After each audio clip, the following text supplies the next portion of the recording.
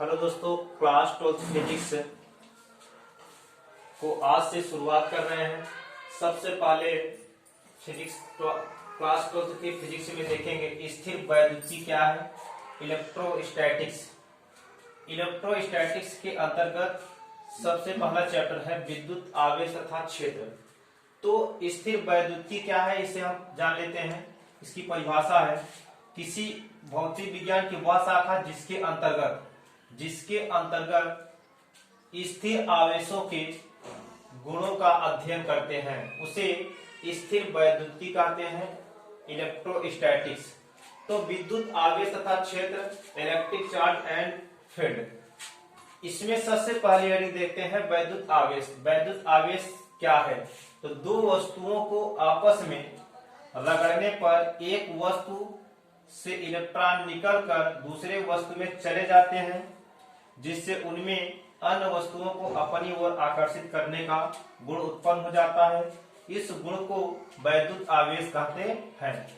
दो वस्तुओं को यदि आपस में रगड़ते हैं तो उनमें से एक वस्तु से इलेक्ट्रॉन निकल करके दूसरे वस्तु में चले जाते हैं, इसलिए उनमें क्या होते हैं, अन्य वस्तुओं को आकर्षित करने का गुण उत्पन्न हो जाता है। इसी गुण को हम क्या कहते हैं, वैद्युत आवेश कहते हैं। आवेश से संबंधित कुछ महत्वपूर्ण तथ्य। आवेश को Q से प्रदर्शित करते हैं। आवेश का एम्पियर्स पद्धति में मात्रक एम्पियर, मीटर या कूलाम को C से प्रदर्शित करते हैं। आवेश एक अदिश भौतिक राशि है। आवेश का बीमीय सूत्र AT होता है, जिससे I बराबर होता है Q/T, तो Q बराबर हो जाएगा I/T। तो I का जो मात्रक होता है एम्पियर का बीमीय संकेत क्या होता है, कैपिटल A इंटू ये समय है, समय का मात्रक सेकंड का बीमीय संकेत कैपिटल T हो जाता है, तो इसका जो बीमीय सूत्र हो जाएगा AT। तो आवेश का जो बीमीय सूत्र होता है क्या होता है, AT होता है। देखो, अमेरिकी वैज्ञानिक फ्रैंकलिन ने सन 1750 में आवेश को पॉजिटिव और निगेटिव चार्ज में विभाजित किए। तो हम देखते हैं पॉजिटिव चार्ज क्या होता है, निगेटिव चार्ज क्या होता है। तो पॉजिटिव चार्ज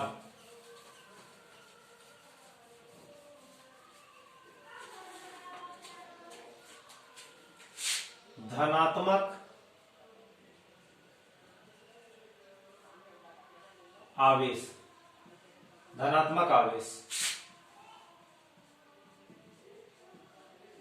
पॉजिटिव चार्ज।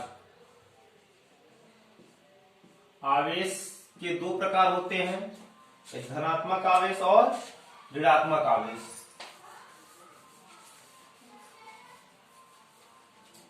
धनात्मक आवेश दो वस्तुओं को आपस में रगड़ने पर जिस वस्तु से इलेक्ट्रॉन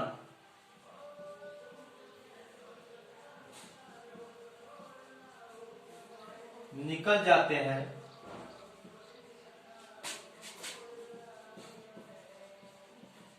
उस वस्तु में उत्पन्न आवेश को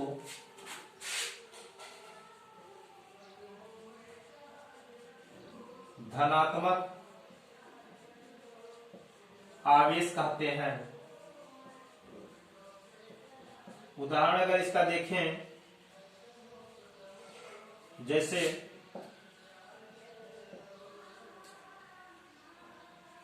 कांच के क्षण को रेशम से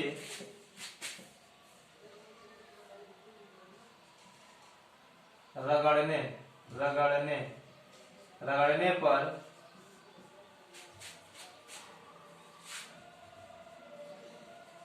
कांच की कांच की छड़ से इलेक्ट्रॉन रेशम में चले जाते हैं, रेशम में चले जाते हैं, रेशम में चले जाते हैं, जिससे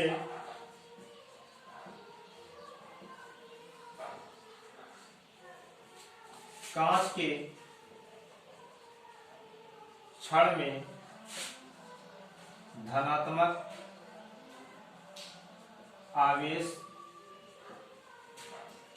उत्पन्न हो जाते हैं। ध्यान दें, कांच की छड़ को रेशम से रगड़ने पर कांच की छड़ से इलेक्ट्रॉन रेशम में चले जाते हैं, जिससे कांच के छड़ में धनात्मक आवेश उत्पन्न हो जाते हैं। इसी तरीके से निगेटिव चार्ज में अगर देखें,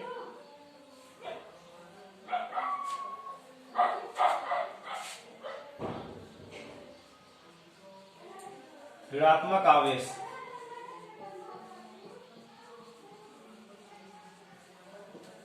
नेगेटिव चार्ज, नेगेटिव चार्ज में देखें तो दो वस्तुओं को आपस में रगड़ने पर जिस वस्तु में इलेक्ट्रॉन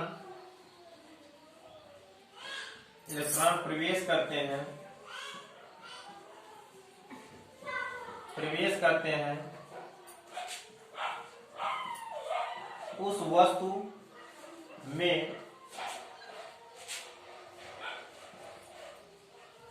उत्पन्न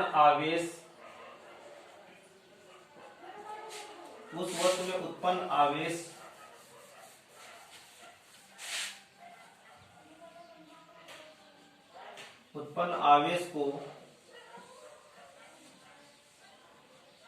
ऋणात्मक आवेश कहते हैं। उदाहरण जैसे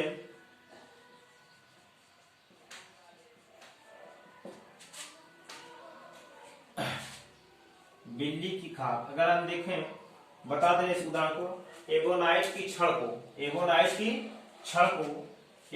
छड़ को बिल्ली की खाल से रगड़ने पर बिल्ली के खाल से इलेक्ट्रॉन एबोनाइट की छड़ में चले जाते हैं, जिससे एबोनाइट की छड़ में इलेक्ट्रॉनों की अधिकता हो जाती है, इसलिए एबोनाइट की छड़ ऋणात्मक आवेश उत्पन्न कर लेते हैं। अब हम देखते हैं नोट में देखें, इसका नोट में देखें तो फर्स्ट नोट है समान आवेशों के बीच प्रतिकर्षण बल तथा विपरीत आवेशों के बीच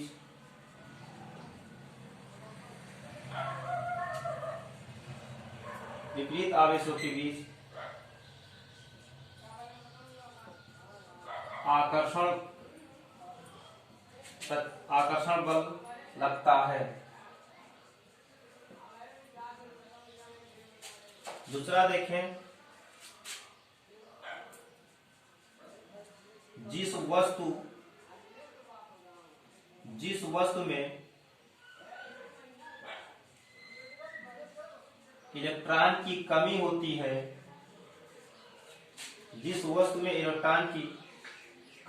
है,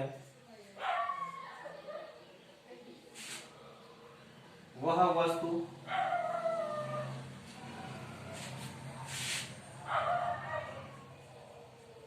धनात्मक होती है, और जिस वस्तु में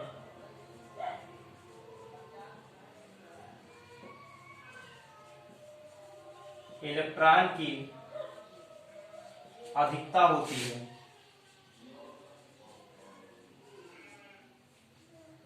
जिस वस्तु में इलेक्ट्रॉन की अधिकता होती है उस वस्तु में वह वस्तु अधिकता होती है, वह वस्तु ऋणात्मक होती है। क्या होती है? ऋणात्मक होती है। तीसरा,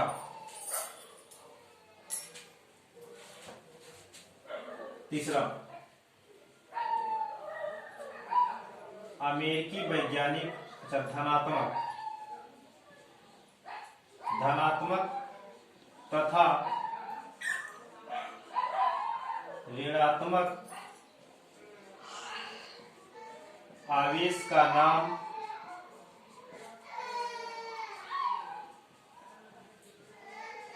अमेरिकी वैज्ञानिक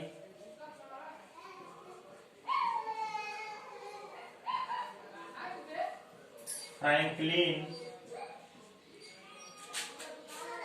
सन 1750 में धनात्मक और ऋणात्मक आवेश का नाम अमेरिकी वैज्ञानिक फ्रैंकलिन सन 1750 में दिए थे।